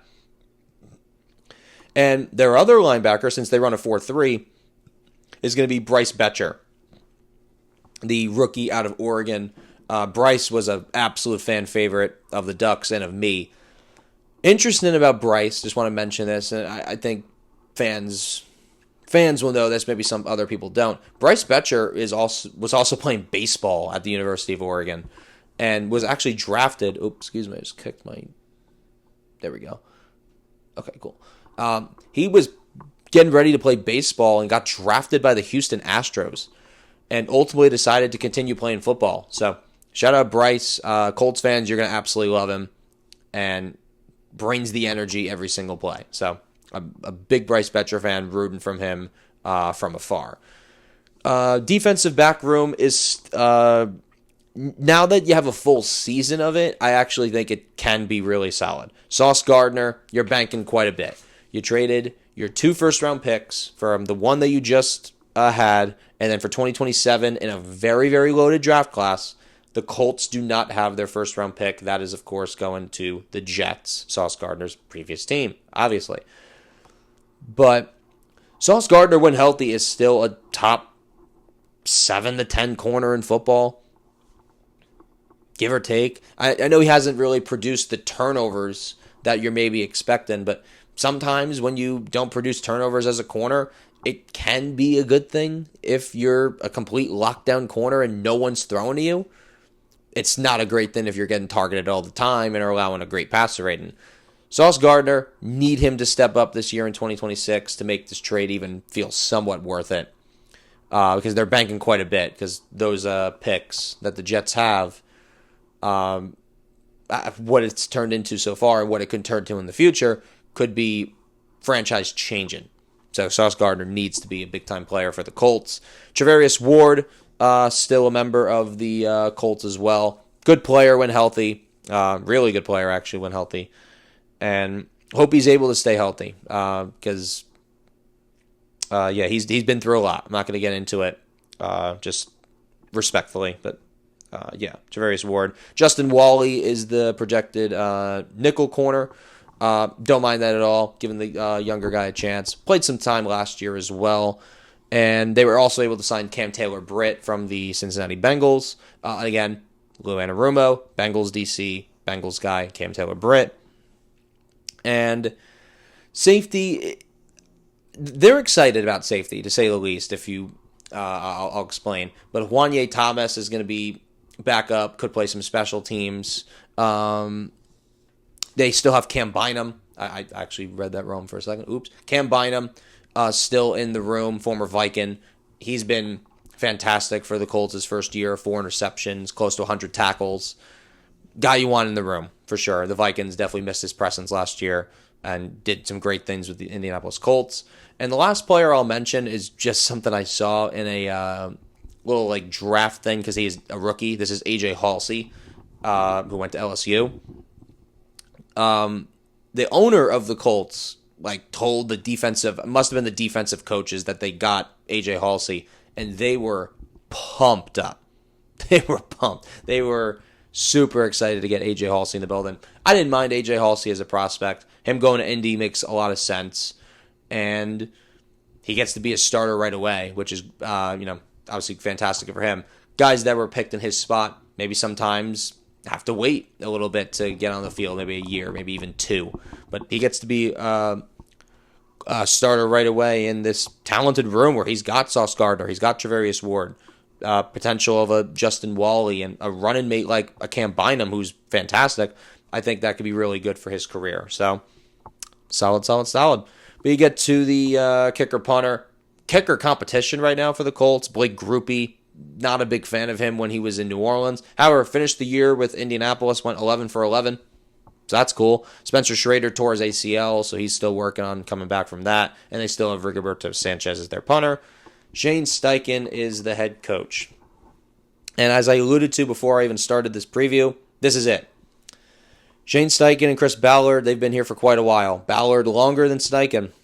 But you can't have a collapse like that. I know Daniel Jones got hurt, and Richardson was hurt a little bit. They had Riley Leonard, and they were playing some top defenses like Jacksonville last year, who we'll get to, Houston, who we're about to get into, San Francisco, and they nearly, one of those games, I forget which one, they nearly won that game.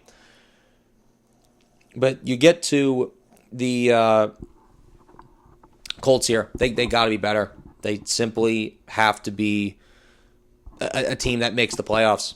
And maybe that's not fair, but this business works like that. If you're a team that has the expectations that the Colts have, you simply have to be a team not only competing in games, because with Tennessee, that's the thing that we want, is for them to compete in these games. But for the Colts, competing is the bottom of the barrel. You got to compete. But getting to the playoffs is going to be the next step. It's going to be tough. But I'm telling you, and this is just my prediction, if they don't make the playoffs, it's over. Completely. For Steichen and Ballard, that is. All right. My apologies for getting a little sidetracked for a second. But next up, we get into the Houston Texans. Houston, let me tell you, we're gonna talk. I got a take about the Texans that I'll share at the end of their talk about their roster. But QB is C.J. Stroud. Very sour note right now for C.J. Stroud. His last game he played was a 5-interception game. Was it 4 or 5 interceptions? I think it was even 5 with the against the New England Patriots. C.J. Stroud has not received a extension, and rightfully so. After the game he just had, I don't know why he would get that extension, but this is the year to prove it. This is the year to prove. This is year 4. He's on that 5th-year option, so we're now in extension territory. We've seen a lot of these quarterbacks after year 3 get that contract and get security, but when you're going into year 4 not having that security, maybe it provides you some urgency to be better. So we'll have to find out. Everything is working in C.J. Stroud's favor. Just a matter if they're going to be able to do it. Davis Mills is the backup for Houston. When C.J. Stroud was hurt for a little bit last year, Davis Mills held it down. Maybe it wasn't pretty all the time, but he was able to get you wins. And sometimes that's what matters in this league. So Davis Mills, still the backup. Again, not the greatest backup in the world, but a serviceable backup that if something was to happen to CJ Stroud, you're not panicking. Like, you can still feel like you can get you some wins. And that's what he was able to do last year. So, shout out Davis Mills. Running back room looks a little different. No more Joe Mixon. Who even knows what happened to Joe Mixon at this point? But David Montgomery is the new projected starter for the Houston Texans. Of course, duo with him and Jahmyr Gibbs, Sonic and Knuckles. We now have a new duo in the building. It is David Montgomery and Woody Marks. I am taking credit for the... Maybe somebody else did it before me. Buzz and Woody. Come on. Think about it. But Woody Marks, still a fun player. When given the opportunity, he was, solid, serviceable running back. Is he solid enough to where, David Montgomery has to be in the building?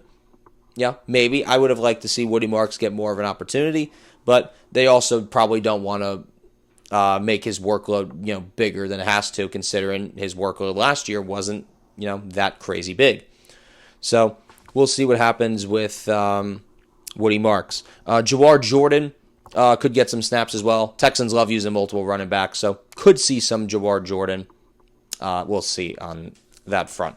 Texans, I'm going to mention 6 receivers here, kind of like I did with the Colts, because they have quite a bit of depth, and that's kind of like how the Texans are. They've had injuries at this receiving core, 2024, 2025. They had a lot of injuries.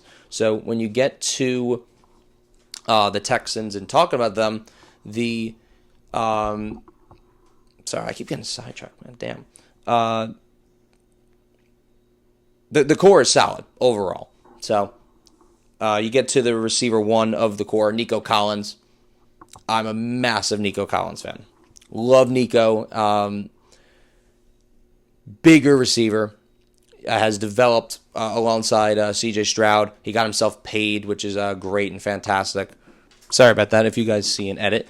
But yeah, Nico Collins is a damn good receiver. Probably one of the, again, 8 to 10 best receivers in all of football. He has been super reliable, when he's been healthy. Of course, that can be a thing. Reliability is best availability is best reliability, either way. But Nico has been an unbelievable receiver for them so far in his career. So looking forward to seeing 2026 Nico Collins fully healthy, please. After that, you got the Iowa State trio. Now, you might realize it might be a duo. It's actually a trio. The duo last year was Jaden Higgins and Jalen Knoll, and also Xavier Hutchinson, not drafted in the same class as them, but also an Iowa State alumni. Hutchinson's entering a contract year. Higgins and Knoll now entering year 2. Higgins is more of the bigger body, go up and get it kind of guy. Jalen Knoll, more of your kick returner, speedster. Both complement the Houston Texans really, really well. I don't know if each guy is going to take this massive jump by any means, but I would expect one of them to. If I had to take a guess, probably more so Jaden Higgins. I was a bigger Jaden Higgins fan coming out of the draft in 2025. After that, they now have Tank Dell back, which should be interesting. Tank Dell was a guy that C.J. Stroud wanted when he was in the draft. And Tank Dell has been very injury-riddled. Smaller frame, 170 pounds, might even be less than that. And his whole career so far has basically been riddled by injuries, except for that rookie year. Year 2 was when he had that freak accident knee injury and couldn't even play at all in year 3. Now year 4, contract year. He just got cleared to, return to practice. So looking forward to seeing what Tank Dell's able to provide with what opportunities he gets. And maybe they're preparing for life, after Hutchinson and Dell, because they did draft Lewis Bond out of Boston College, just to be another receiver in the room, see how much he's able to play in 2026. Now, for the tight end room, usually for teams, I'm writing down 3 guys, maybe sometimes 2. For the Texans, I wrote down 5 players. 5. And that's a rarity when you look at the tight end situation. But Dalton Schultz is their starter still, and makes complete sense why. He's been a really reliable weapon for C.J. Stroud. Foster Moreau, brought him in from the New Orleans Saints. He can be a solid player. Love his journey, by the way, with him going through an illness and able to come back and be able to play football. The stats are never going to be like fantastic anymore probably for Foster Moreau, but he's still going to be a fun story and a great human being. Brevin Jordan, I just want to mention, I know he's been very, very injury riddled, but this is still not an awful player. You just really have to hope he stays healthy. We'll see how much time he gets. But they did draft Marlon Klein in the second round this year. I don't really get it why they drafted him. The only reason I can understand is if he's like the future starter and this is like a redshirt year in a way. So I imagine that's probably what they're going for. And they have Kate Stover as well, another Ohio State tight end. So 5 tight ends to mention. I don't think all make the roster, so that'll be an interesting decision when it gets to cutting day. Offensive line-wise, it's definitely an improved unit. Because for a while, and particularly 2024, but 2025 even, there was a lot of struggles with this offensive line. And especially when it got to the playoffs against the Patriots. The line fell apart. But now they were able to bring in some veterans that will hopefully help the younger talent work better with each other. And you look at Ariante Ursary, the second-round pick from last year, now entering year 2. You look at Wyatt Teller, the longtime Cleveland Brown. Much as the Browns haven't been particularly great, they've had some decent offensive lines, and Wyatt Teller has been a damn good player doing it. He gets to play next to rookie Keelan Rutledge, who they just drafted in the first round this year, the center.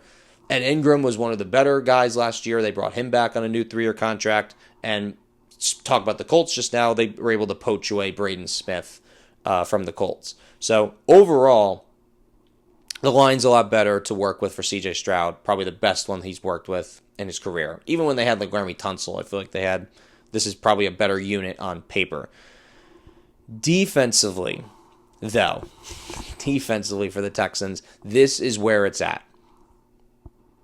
This defense, if I could talk about it for longer than I'm going to, I would. But, I don't want to be here forever, right? I don't want to keep you guys too long.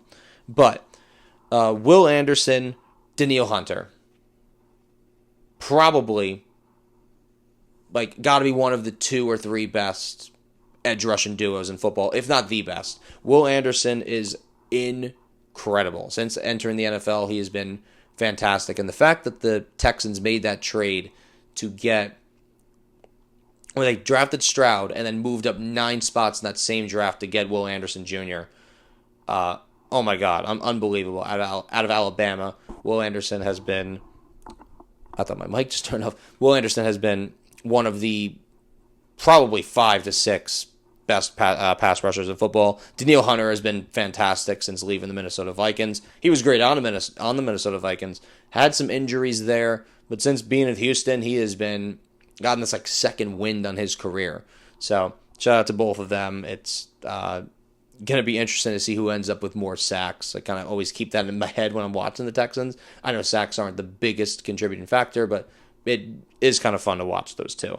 Dylan Horton, just for some depth, he's entering a contract year. Just wrote him down to see maybe has a little bit of a breakout year headed into his next contract. Defensive line is probably the weakest part of this defense, but even then, I don't think it's that bad. Tommy Tagai was really solid last year. You got Sheldon Rankins, who they were able to bring back. Depth-wise, they have Logan Hall, who they got from the Tampa Bay Buccaneers. Hasn't been particularly great to this point in his career, but maybe Houston being in that system will help him a lot. And they drafted Caden McDonald in the second round of this draft. A lot of people thought he was going to be a first-round pick. So Caden McDonald joining that group of Tagai and Rankins, guys that are a little bit on the older side, will be a fresh fountain of youth in that defensive line group. Now, the linebacker room, again, I'm probably for some teams going to write 4 guys down. Sometimes I'll write 5. But for the Texans, I'm not kidding, I wrote 7 guys down. Because these guys are also special teams contributors and guys that I am well aware of. And you look at Henry To'oto'o. Jeez, if I butcher that, I apologize. Another Alabama guy. They love their Alabama guys, that's for damn sure. Azeez Al-Shahir has gotten has been the best version of himself under the D'Amico Ryan system. He's been a damn good player for them. EJ Speed, another guy they were able to poach from the Indianapolis Colts. They traded for Marte Mapu, who's probably going to be more of a special teamer. But they drafted Wade Wadaz. They drafted Jamal Hill last year. Shout out to Oregon. And they drafted Aiden Fisher in the later parts of this past draft as well. We'll see how much Aiden Fisher really contributes. But I just wanted to mention that because these are all guys that contributed solidly at the college level and have been guys that have done well at the NFL level. So Houston's got a lot of depth in that department. Defensive back room, you think it stops there? No, they're also great here too, with one of the best corners in football in Derek Stingley Jr.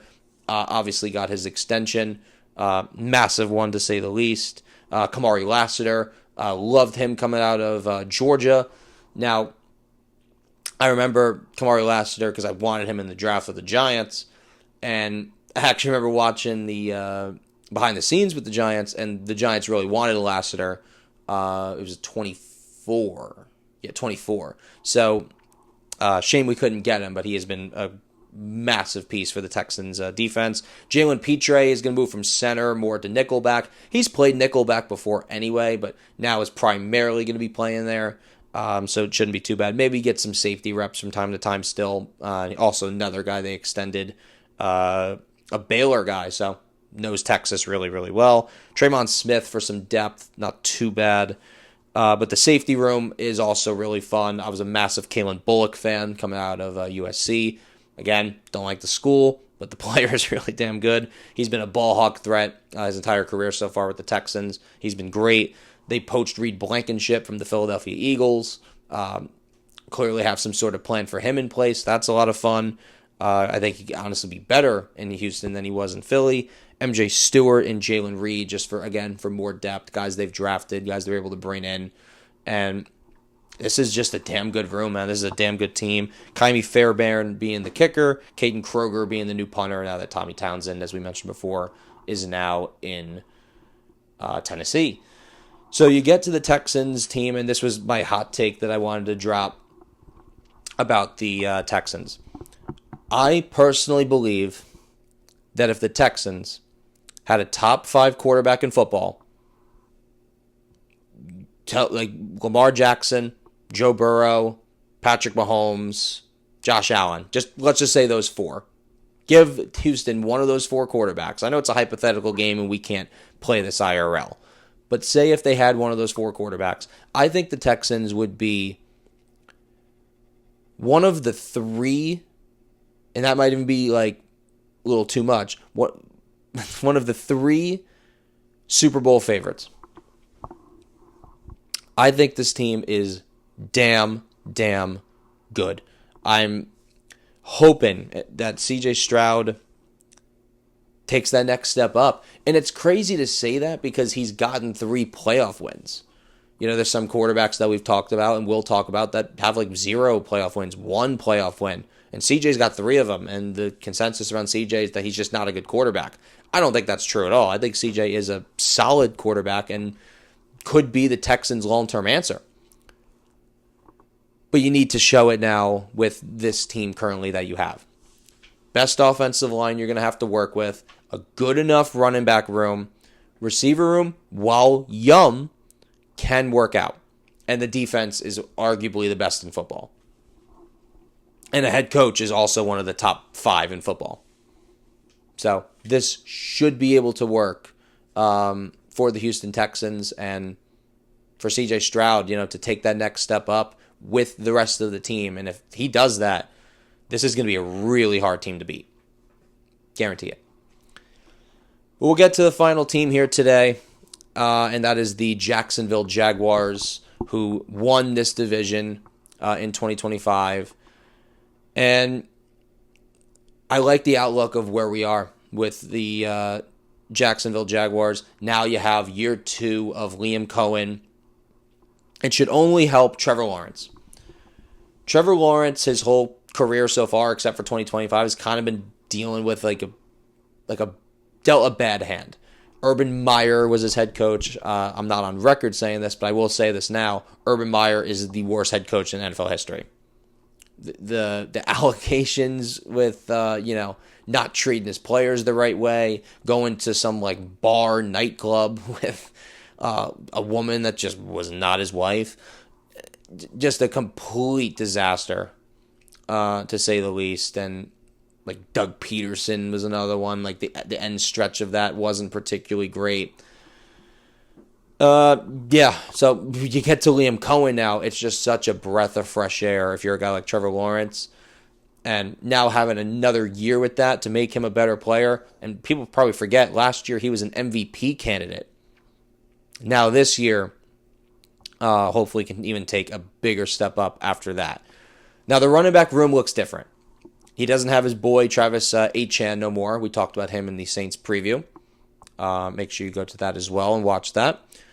But now this is my breakout candidate for the Jaguars. And actually, come to think of it, I didn't even mention a breakout candidate for the Texans here. I'll just mention Jaden Higgins. Jaden Higgins will be my breakout candidate for the Texans. But getting back to the Jaguars, my apologies that I'm kind of all over the place with this one, guys. So that's on me. But I'm not starting this over. But we're getting to the breakout candidate for the Jaguars, Bishal Tuten, the running back, the new RB1 for the Jaguars. If you're in fantasy football, if you're into that, keep an eye on Bishal Tuten in this in your drafts. This is a must draft guy for me. Guy that Liam Cohen drafted in 2025, able to get some looks in 2025, but obviously with Travis Etienne being there, it just never really seemed like he was going to get like this crazy look. But now that he's the guy, undisputed guy, with genius offensive mind in the building, I expect Bishal Tuten to take a massive jump in year 2. Got some okay backups in Chris Rodriguez, LaQuint Allen, but this is a Tuten backfield. 2-2. We get to the receiver room. It's a pretty damn good one. I'll start with Brian Thomas Jr. Year 1 of Brian Thomas Jr. was awesome. Year 2, not so awesome. I still really like the potential of Brian Thomas Jr. I know there were some trade rumors involving him, and some teams wanted to get involved in that, but Jacksonville kind of came out right away and said, yeah, we're not trading him. Not going to happen. So there's clearly some sort of plan with what they want to do with BTJ. Hopefully this year they were able to execute on that a little bit more. They did bring back Jacoby Myers. Not that he was going anywhere. They extended him while he was traded from the Raiders to the Jaguars, and he was one of Trevor Lawrence's favorite targets right away. Jacoby Myers, I don't think is ever going to be a team's like very serious wide receiver one, but he's a very fun contributing factor to a team's receiver core. He's someone you want in your room, and when he got there, it made Trevor Lawrence even better than he was. So I like Jacoby Myers there, but honestly, it's not just me feeling this, but I feel like everyone kind of realized that Parker Washington was Trevor Lawrence's guy. Every game, Parker Washington was putting up numbers in this offense, and now he's entering a contract year. I'm shocked Jacksonville hasn't tried to extend him already, but it seems like that Washington's going to at least play the year out and see what happens. So Parker Washington, keep an eye on him as well for your fantasy teams if you're, again, into fantasy football. And I listed Travis Hunter here as well. I'll talk more about him in the corner room. Yeah, he's probably still doing both. That's the plan for Travis Hunter, so we'll see. Tight end room is interesting for Jacksonville. Brennan Strange being the main tight end. Got an extension as well, so congrats to him. And clearly now he was a tight end one last year, but now is the undisputed tight end one, with also having just 2 rookies in the room, Nate Borkacher, Tanner Koziel. And again, I wasn't on record saying this, but I feel like a lot of people were talking about the Borkacher signing draft pick as just a completely bizarre one. This was a guy that, if you look at most boards, the guy at the very earliest was like a 4th round pick, maybe even a 5th round pick. Ended up being a 2nd round pick at 57th overall. And I just couldn't believe that. And maybe they were scared he wasn't going to be on the board later, but this is a young GM, James Gladstone. You can't panic in that spot.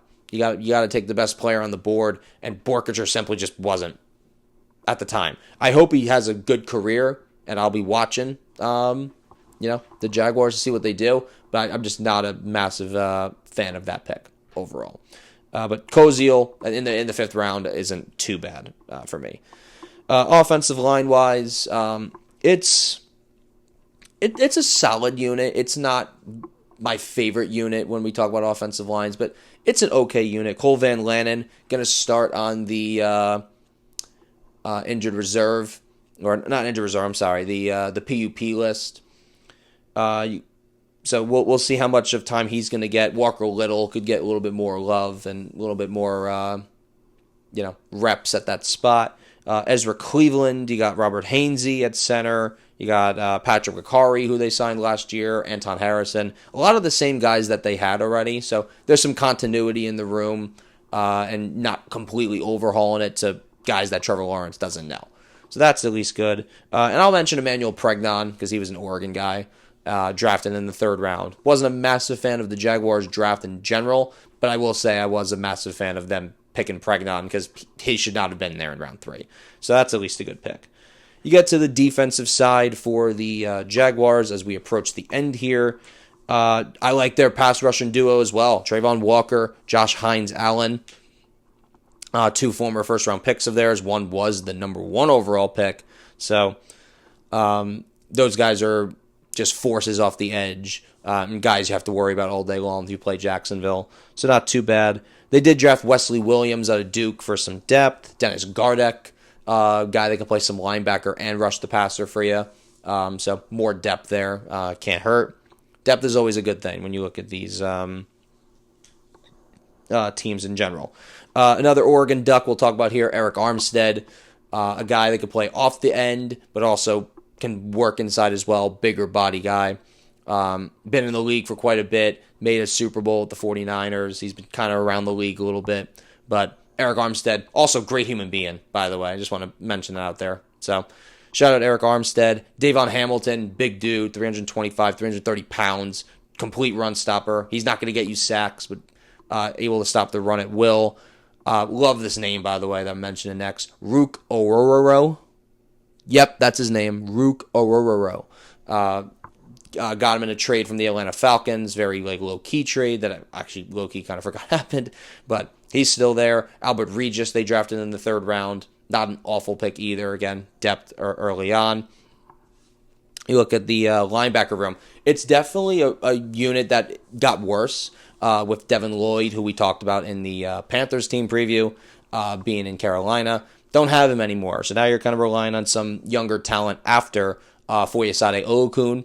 Ventrell Miller, you kind of hoping takes that step up. Jack Kaiser is going to be a guy that's going to get some starts for you now because they also run a 4-3 defense.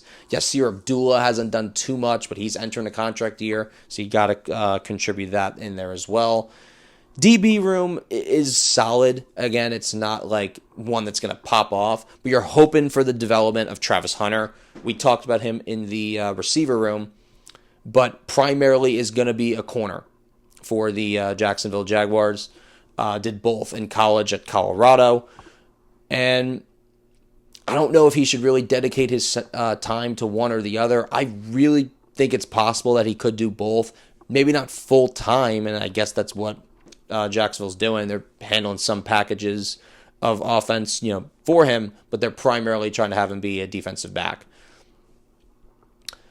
So we'll see, but I think his future is mostly going to be a DB. So if he focuses on that completely and is on there the whole time, I think Travis Hunter is going to have a much better year 2. Monteric Brown, they were able to bring back on that 3-year. That was like $33 million. So shout out to him. He'll be the corner 2 opposite of Travis Hunter. Jordan Lewis, who they brought in 2025 offseason, I believe it was, from the Dallas Cowboys. He's one of the highest paid slot corners in football. Not too bad. Jarian Jones, most known for being the hurdler or the hurdled of Saquon Barkley. That backwards hurdle that Saquon did, pretty crazy. Dane Jackson, just for some depth, some special teams. And that safety room is going to consist of Antonio Johnson. That pick's kind of worked out, being a 4th, 5th round pick and being a starter. That's been fun. Eric Murray, poached from the Houston Texans. A lot of poaching in this division. Guys from going from one place to the other, staying in the AFC South. So that's Eric Murray. And then they did draft Jaden Husky out of the University of... Oh, God. What I'll do some research on that. Yeah, I completely forgot where he was even drafted. Was it Maryland? It might even be Jalen Husky. I don't know. That's a bit of a brain fart by me. My apologies. Cam Little, one of the best kickers in football, holds the record for the longest kick ever in an NFL game, 70 yards. And Logan Cook being the punter in there, with Liam Cohen being the head coach of the Jaguars getting into year 2. Jacksonville, is it going to be as good as last year? I don't think so, because you got to face the first place team in the AFC for all of it. So you're playing the Patriots, you're going to play the Broncos, you're going to play, the Steelers is a game they probably should be able to win, but their schedule is just going to be harder. And again, 13-4. Remember, they were like 4-13 or 5-12 the previous year, and then they go out and become 13-4. I just don't know if it's going to be that sustainable to do that all over again. However, with Liam Cohen coming back for another year of Trevor Lawrence, and a damn good receiver room, the same offensive line, whether it's, if it was a bad offensive line, I would tell you, that's not a great idea, but it wasn't a completely awful offensive line, and you still got some solid pieces on defense. It's probably going to be a regression when it comes to the record perspective, when it comes to competing in this division and potentially making the playoffs. I absolutely see that for the Jaguars, and looking forward to their year coming up. But that is going to do it for this episode of the Gridiron and Beyond podcast. Sorry if I was a little distracted in this one, but I didn't want to ever try and restart at this point at all. So that will do it for this one. Reminder, the next episode will be after the trade deadline in the MLB. So I will try and get that out as soon as I can. But that will do it. Everyone on Instagram, Twitter, Facebook, YouTube, thank you guys so much for the support. All the links and everything for every single social media will be down below in the description. Timestamps will be on this video just like last time. And I will have an announcement soon regarding this stuff back here, the stuff that's on the dresser right here. But for right now, just continue to stay tuned. Something exciting is coming with that. But yeah. All right. But yeah, thank you guys so much. I appreciate it. Again, all the love is been very awesome to see. So thank you guys so much. And until next time, it's been Dan. I'm out. God bless. Take care.